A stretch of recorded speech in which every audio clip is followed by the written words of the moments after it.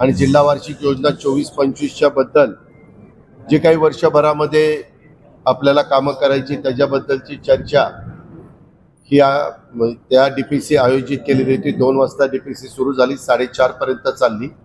मी सगळ्यांना जे काही त्यांचे विचार मांडायचे होते, मतं मांडायची होती, काही त्यांच्या सूचना होत्या, त्या सगळ्या मी नंतर माझे सहकारी चंद्रकांतदादा पाटील, सहकारी दिलीप वळसे पाटील आम्ही सगळ्यांनी ऐकून घेतल्या। जवळपास सर्व खासदार आणि सर्व आमदार शहरातले ग्रामीण भागातले आपल्या पुणे जिल्ह्यातले हे उपस्थित त्या बाबतीमध्ये होते।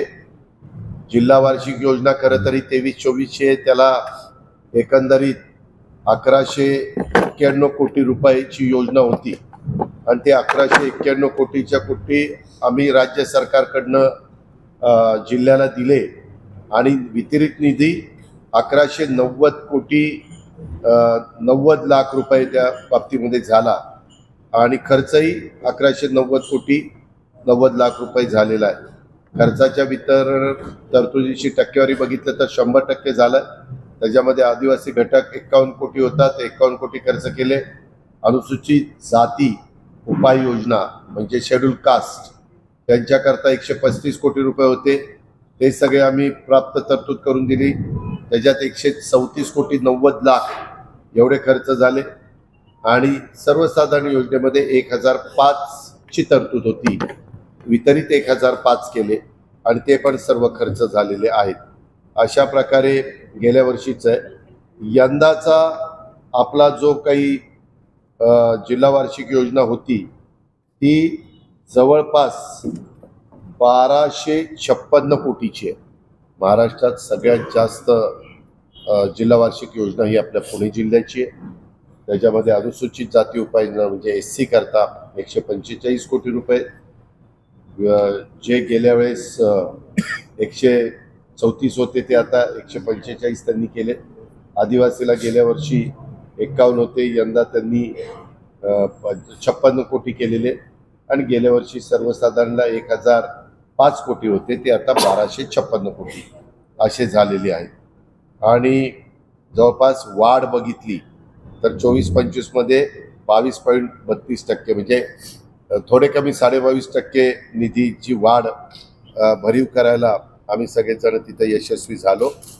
त्याच्यामध्ये अनेक चर्चा झाल्या, विशेषतः STP किंवा नदीचं पाण्याचं प्रदूषण किंवा जवळची जी गावं आहेत त्यांची कचऱ्याची विल्हेवाट, तिथले STP प्लांट नाही आहेत। तर आम्ही यंदाच्या वर्षामध्ये DPC मधनं ह्या कामाला अग्रक्रम दिलेला आहे। जी मोठी मोठी शहराच्या जवळची गावं आहेत परंतु त्यांना STP करणं परवडत नाही, त्यांना कचऱ्याची विल्हेवाट लावण्याच्या करता जे प्लांट बसवावे लागतात ते त्यांना परवडत नाही। अशा कामाच्या मध्ये आम्ही यावेळेस प्राधान्य द्यायचं ठरवलेलं आहे।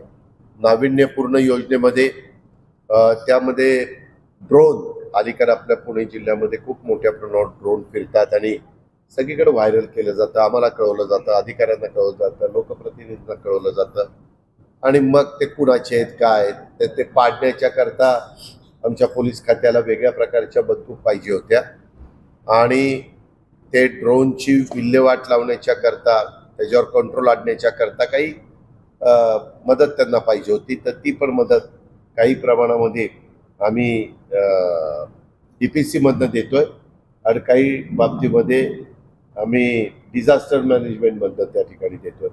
बिबट्याच्या बाबतीमध्ये देखील तसंच आम्ही केलेलं आहे। काही प्रमाणातली जबाबदारी आपण जिल्हा वार्षिक योजनेने उचललेली आहे आणि काही प्रमाणामध्ये डिझास्टर वन विभागाने अशा पद्धतीनं आपण त्यामध्ये केलेलं आहे।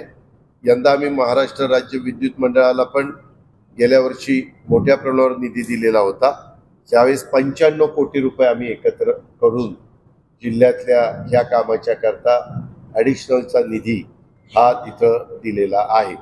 तसंच जिल्हा परिषदेने तयार केलेल्या लपा योजना त्याच्या दुरुस्तीचा आराखडा त्यांनी केला आहे, त्याला आम्ही निधी दिला आहे। गड किल्ले संवर्धन याच्याकरता छत्रपती शिवाजी महाराज आपलं महाराष्ट्राचं आराध्य दैवत, त्यांच्या किल्ल्यांना Maratha military landscape of India या शीर्षाखाली जागतिक वारसा स्थळांच्याकडे यादीमध्ये समाविष्ट करण्यासाठी नामांकन मिळालेलं आहे आपल्याला।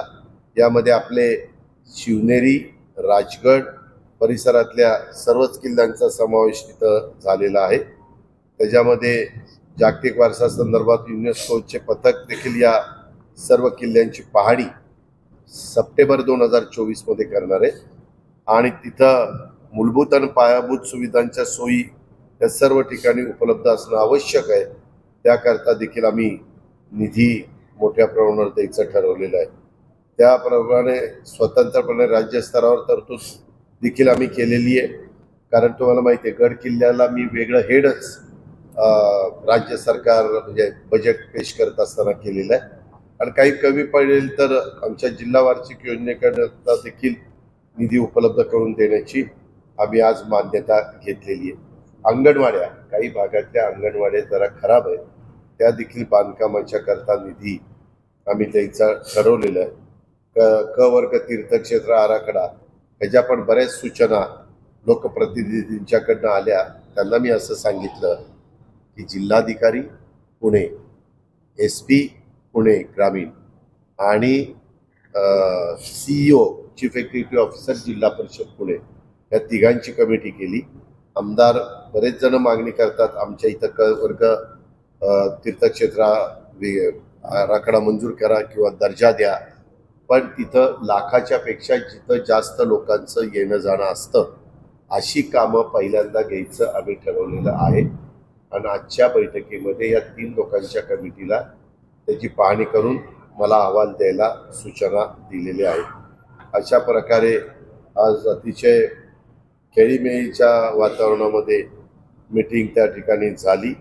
डेंग्यू आणि झिका या आजाराचा पण प्रादुर्भाव वाढू नये म्हणून PMC आणि PCMC ही ज्या काळजी घ्यायला पाहिजे, ज्या ॲक्शन घ्यायला पाहिजे ते घेता येतच, परंतु त्याचबरोबर आमच्या मुख्य कार्यकारी अधिकारी जिल्हा परिषदेला त्यांनाही सांगितलेलं आहे फवारणी करणं, इतर ज्या काही गोष्टी असतं त्यामध्ये देखील आपल्या ग्रामीण भागात मला वाटतं 2 पेशंट सापडलेले, परंतु ते पेशंट आता बरे आहेत।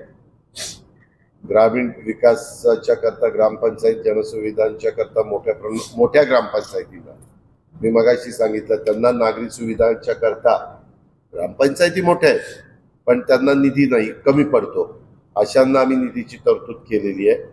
परिवहनाच्या करता देखील म्हणजे रस्त्यांच्या करता ग्रामीण मार्ग, इतर जिल्हा मार्ग, साठव बांधकाम याकरता देखील आम्ही भरीव अशा प्रकारची तरतूद आजच्या DPCच्या निमित्तानं केलेली आहे। सुरुवातीलाच आम्ही आज हे सगळं करत असताना जिल्हाधिकाऱ्यांनी सुरुवातीलाच राज्य सरकारची माझी लाडकी बहीण ही योजना असेल, आमच्या मुलींना 8 लाखाच्या आतमध्ये उत्पन्न असणाऱ्या आईवडिलांच्या मुलींना 100% शासकीय त्यांचं फी वगैरे द्यायचं तो निर्णय असेल, 3 गॅस सिलेंडर देण्याचा निर्णय वर्षाला असेल, हे सगळं केशरी कार्डधारक, त्याचबरोबर पिवळं कार्डधारक, अंत्योदय योजनेची लिस्ट अशा या सगळ्या घेऊन त्यामध्ये आम्ही त्यांना प्राधान्याने हे सगळं देणार आहोत।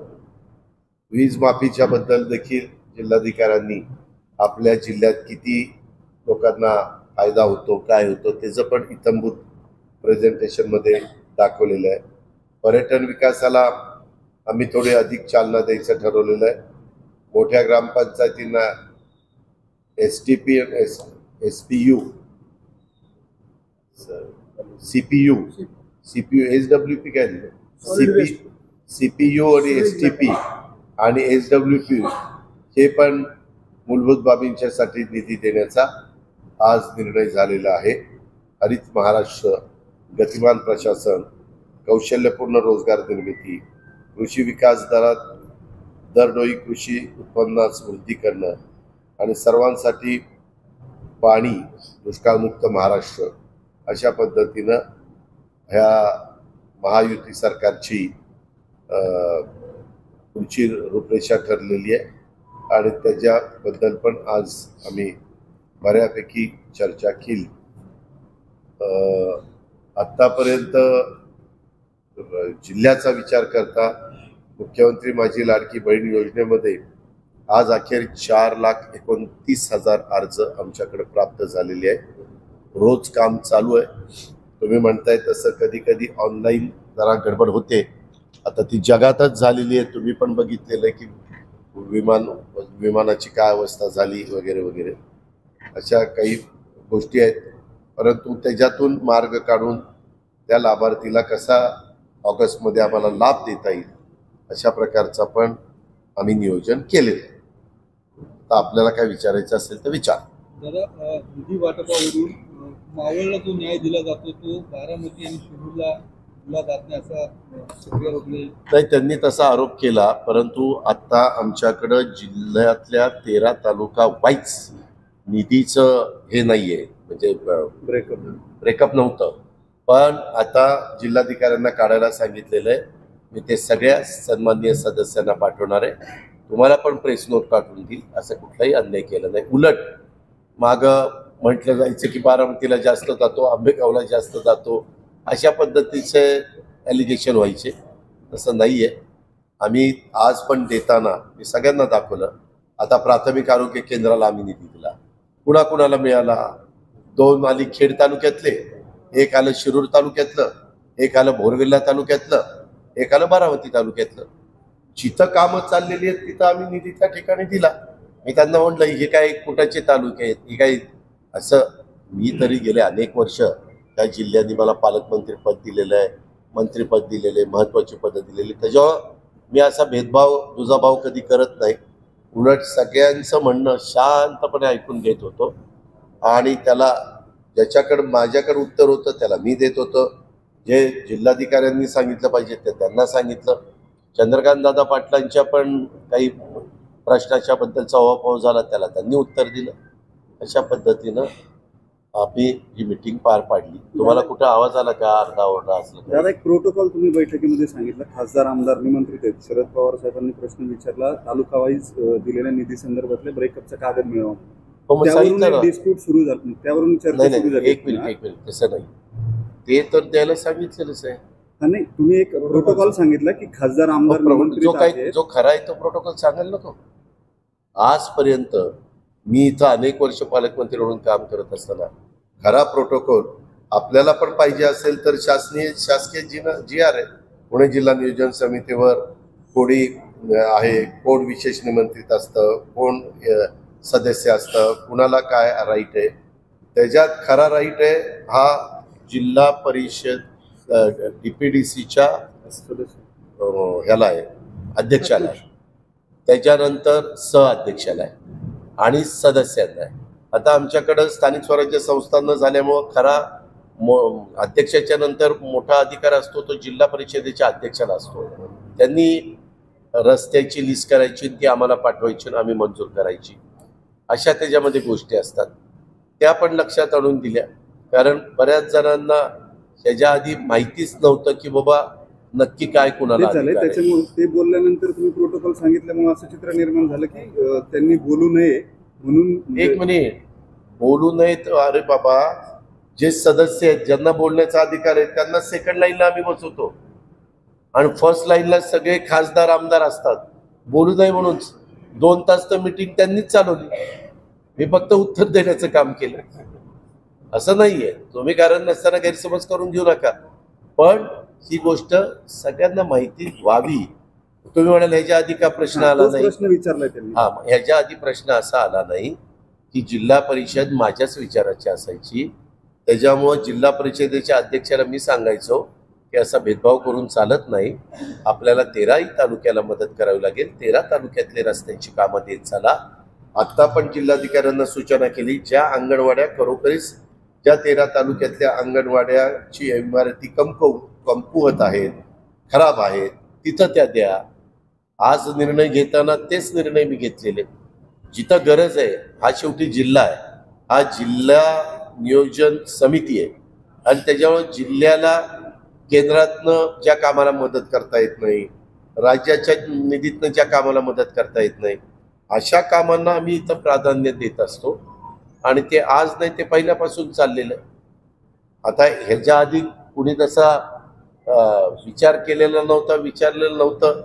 त्याकरता मी सगळी आपली माहिती आणलेली होती.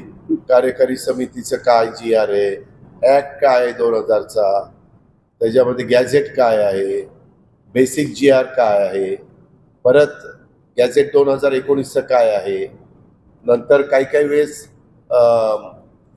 काही ठिकाणी महाराष्ट्रात मागं असं झालं, पालकमंत्री एका विचाराचा आणि जिल्हा परिषदेचा अध्यक्ष दुसऱ्या विचाराचा, तिथं थोडेसे मतभेद झाले.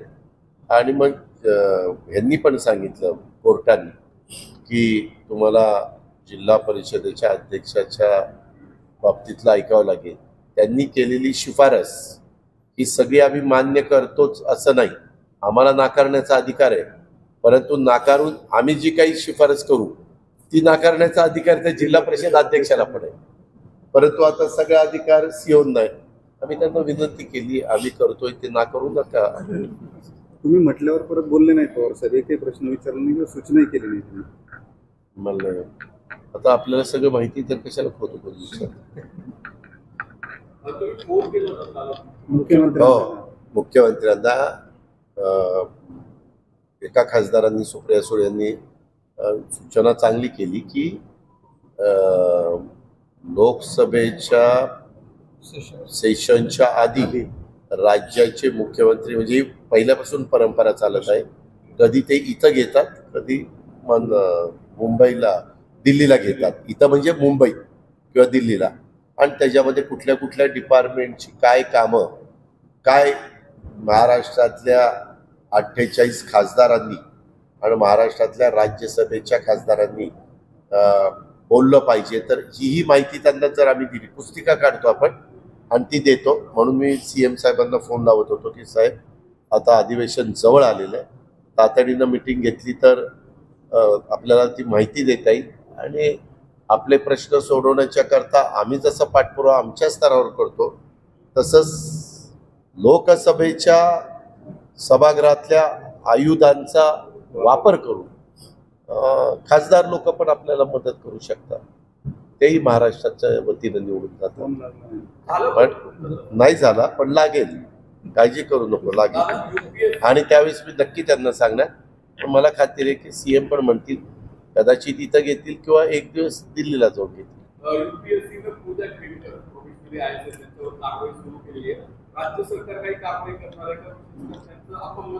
हो का, तुम्हाला सगळं माहिती आहे. काही बाबतीत IAS, IPS, UPSC ह्या सगळ्याच्या बाबतीत केंद्र सरकारच्या अखत्यारीत हा प्रश्न असतो. हे आपल्याला माहिती का? त्याच्यावर केंद्र सरकारने आता आता तिथनं चौकशी सुरू झालेली आहे. त्याच्यात त्यांच्या पुढे सगळ्या गोष्टी निष्पन्न होतील ना. मला आज दुपारपर्यंत असं सांगितलं की त्या व्यक्तींनी आपल्या इथल्या जिल्हाधिकाऱ्यांच्या बद्दल एक तक्रार केली होती. ती तक्रार आपल्या पोलीस CPंच्याकडे नोंदवण्यात आली, पोलीस स्टेशनला नोंदवण्यात आली. त्यांनी त्याच्याबद्दल काय तुमचं म्हणणं आहे हे जाणून घेण्याच्या करता त्यांना पाचारण करण्याचा प्रयत्न केला, परंतु अद्यापपर्यंत त्या इथं आलेल्या नाही. मी त्यांना म्हणालो की तुम्ही त्यांना ईमेल करा, व्हॉट्सॲप करा, तुमच्याकडे पण पुरावा असला पाहिजे ना की उद्याच्याला तुमच्याकडे तक्रार एका भगिनीनं केल्यानंतर तुम्ही त्याचं काय केलं. उद्या कुणी कोर्टात गेलं तर कोर्टाला सांगता आलं पाहिजे. त्याच्यामुळं त्यांनी त्यांना कळवलेलं वगैरे वगैरे सगळं रेकॉर्ड, सगळी फाईल ही आता पोलिसांनी 100% त्याबद्दलची काळजी पोलीस घेतील असा मला विश्वास आहे. कलेक्टर ऑफिसमध्ये कलेक्टर साहेब आहेत, त्यांचा रिपोर्ट आहे, त्यांच्या वडिलांनी देखील काही अधिकाऱ्यांना आलेला केली कलेक्टर ऑफिसमध्ये. चौकशी करून जे काही योग्य असेल कायद्याच्या नियमाच्या मध्ये त्या पद्धतीनं पुढच्या गोष्टी घडतील. बेनके साहेब सकाळी आधी शरद पवार साहेबांना भेटले, नाही मी विचारलं त्यांना का भेटलं. एक मिनिट, तुम्ही नेहमी पत्रकार, मी सकाळी पण तुम्हाला बोललो ते आमका. आता मी जर उद्याच्याला साहेबांच्या जवळ नीलमताई गोरे बसल्या होत्या तर त्यांना म्हणून तुम्ही का बसला. अरे बाळांनो, आपण माणसं आहोत, आपण काही एकमेकाचे कायमचे शत्रू नाहीत किंवा एक कायमचे मित्र नाहीत. आपल्या इथली एक वेगळी परंपरा आहे, एक वेगळी पद्धत आहे, महाराष्ट्राची संस्कृती आहे. यशवंतराव चव्हाण साहेबांनी सुसंस्कृत महाराष्ट्र कसा असू शकतो ह्याची एक घडी बसवलेली आहे. काही जण त्याचं पाळण्याचा प्रयत्न करतात, काही जण ती विस्कटण्याचा प्रयत्न करतात. आता ज्याला जे योग्य वाटेल ते पद्धतीनं वागतं. परंतु अशा पद्धतीनं आम्ही आता सुप्रियाने काही प्रश्न विचारले, मला उत्तर देणं भाग आहे ना. ती खासदार म्हणून मला प्रश्न विचारत होते, मी जिल्ह्याचा पालकमंत्री आहे. साहेबांनी काही महत्त्वाचे प्रश्न उपस्थित केले, उत्तर देणं मला भाग आहे. काय तुम्ही प्रश्न विचार. लाडकी माझी बहीण योजनेमध्ये हॅकर्स जे आहेत ते महिलांना फोन करून त्यांच्या लाडकी माझी बहीण नाही, माझी लाडकी बहीण. लाडकी बहीण फसवत आहेत, महिलांना फसवलं जात आहे. ऑनलाईन ते हॅकर्स आहेत ते फोन करून फसवतात. नाही, आम्ही सगळ्यांना आवाहन केलेलं आहे. आम्ही जिथं जिथं मी CM DCMनी भाषणं केलेली आहेत, आम्ही सगळ्यांना सांगितलेलं आहे. आम्ही आमच्या जाहिराती पण काढलेल्या आहेत, सोशल मीडियावर पण आम्ही फिरवतोय, आपल्या पेपरला पण जाहिराती दिलेल्या आहेत की ह्याच्यामध्ये कुणालाही 1 रुपया देऊ नका. सुरुवातीला तर एका ठिकाणी तलाठ्यानेच पैसे घेतले, त्याला त्या दिवशी सस्पेंड केला, लक्षात आल्या. माझी आज देखील तुम्ही आता पुढा प्रश्न विचारलेला आहे, माझ्या सगळ्या माता भगिनी आणि मुलींना आव्हान आहे, 21 ते 65 वयोगटामध्ये माझी लाडकी बहीण या योजनेमध्ये ज्या ज्या बसू शकतात लाभार्थी म्हणून, त्यांच्याकडे कागदपत्र आहेत, त्यांनी कुणालाही 1 रुपया देण्याची गरज नाही. न कुठलेही पैसे देतात त्यांना त्याचा लाभ मिळणार आहे. त्या लाभार्थी त्या नियमामध्ये बसत असतील तर केशरी कार्ड धारक, तांबडं कार्ड धारक, पिवळं कार्ड धारक आणि अंत्योदय, अशा पद्धतीने आम्ही केले. मारडी समाजाच्या महिलांना अडचणी येतात दादा. का? जन्म नोंदी नाहीत, शाळेचे दाखले नाहीत. नाही, पण त्यांच्याकडं रेशन कार्ड असेल तर चालते ना. त्यांच्याकडे पिवळं रेशन कार्ड, केशरी रेशन कार्ड किंवा अंत्योदयची कार्ड कुठलंही असलं तर चालतंय. आम्ही त्याच्याकरता शाळेचा दाखला बिकला मागत नाही, कारण नसताना गैरसमज कुणाचा होऊ नये, तुमचाही होऊ नये आणि आमच्या माता भगिनी मुलींचा पण होऊ नये. तेच ना, ऑनलाईन मध्ये जागतिक पातळीवर देखील आज काय प्रश्न निर्माण झाले तुम्हाला माहिती आहे ना. ऑनलाईन मध्ये थोड्या अडचणी येत आहेत, त्या संदर्भामध्ये आमचा प्रयत्न चाललेला आहे. तरी आम्हाला राज्यातनं रोज 5 लाख अर्ज येत आहेत. केंद्रीय गृहमंत्री अमित शहा उद्या महाराष्ट्र दौऱ्यावर येत आहेत, पुण्यात त्यांचा कार्यक्रम आहे. काय भेट घेणार आहात आपण? त्यांची स्वतःच्या पक्षाची महत्वाची जवळपास 4 का 5 हजार असे कार्यकर्त्यांची बैठक आहे. त्याचे निरीक्षक पण येणार आहेत, ते स्वतः पण येणार आहेत. स्वतः मुरलीधर मोहोळ इथं आहेतच. सरकारमधले पण उपमुख्यमंत्री येणार आहेत, अनेक भाजपचे मंत्री येणार आहेत. हा त्यांचा पक्षांतर्गत कार्यक्रम त्या करतात येणार. आज तुम्ही आणि प्रफुल्लभाई काय भेट घेणार आहे असं सांगितलं जात होतं. तुझ्याकडनंच मला ही माहिती मिळाली. प्रफुल्लभाई आहेत मुंबईमध्ये, रात्री ते आल्यानंतर भेटणार असं मला तर माहिती नाही अजून. प्रफुल्लभाईंचं माझं सकाळी बोलणं झालं, ते असं काही मला म्हटले नाहीत की मी येणार आहे भेटणार आहे. त्याच्यामुळं जी काही माहिती आहे ती चुकीची आहे. प्रफुल्लभाई पुण्यामध्ये येणार नाही. जरांगे पाटील पुन्हा उपोषणाला बसले, आजपासून त्यांनी उपोषण सुरू केलेलं आहे. सरकारकडून काय आवाहन केलं जाणार? त्या संदर्भामध्ये अनेकदा मुख्यमंत्र्यांनी अनेक शिष्टमंडळ तिथं पाठवली, चर्चा केली, आवाहन केलं की बाबा आम्ही मार्ग काढतोय, त्याच्यामध्ये असं प्रकारे उपोषण करू नका अशी विनंती केलेली आहे. आम्ही सकारात्मक आहोत, सरकार सकारात्मक आहे असं अनेकदा सगळ्या सर्व पक्षीयांच्या मुख्यमंत्र्यांनी बैठक बोलवली होती. त्याच्यामध्ये काही जण बैठकीला आले नाही, त्याच्याबद्दलचा अहवाल देखील सभागृहामध्ये झाला. त्याचं पण माहिती आपल्याला सगळ्यांना आहे. शेवटी तुमच्या माझ्या राज्यामध्ये कुठंही कायदा सुव्यवस्थेचे प्रश्न निर्माण होऊ नये अशा प्रकारची काळजी, खबरदारी ही राज्य सरकारला घ्यावी लागते. तशा प्रकारची काळजी राज्याचे प्रमुख हे घेत आहेत, एकनाथराव शिंदे साहेब आणि सरकार पण घेत आहे. तर पुणे नाशिक रेल्वेला 6 वर्ष झाले मान्यता मिळत नाहीये केंद्र सरकारकडून. ते रेल्वे विभागाकडे परत एकदा रेल्वे मंत्र्यांकडे जायचं, CM आणि दोन्ही DCMचं ठरलेलं आहे. कारण मागच्या वेळेस आपण असं ठरवलं की आपण आपल्याच ताकदीवरती पुणे नाशिक रेल्वे करायची. परंतु तुम्ही तुमच्या स्वतःच्या खर्चाने करत असला तरी इतर रेल्वे लाईनचे जोडण्याकरता तुम्हाला रेल्वे विभागाची परवानगी लागते. त्याच्यामुळं तिथं एकदा दिल्लीत जावं लागेल. अधिवेशनाच्या काळात सगळे तिथं आता वर्किंग डेला असतील. एकदा अर्थसंकल्प होऊ द्या, मग त्याच्यानंतर आम्ही जाऊन रेल्वे मंत्री महोदयांना भेटू. ओके, धन्यवाद.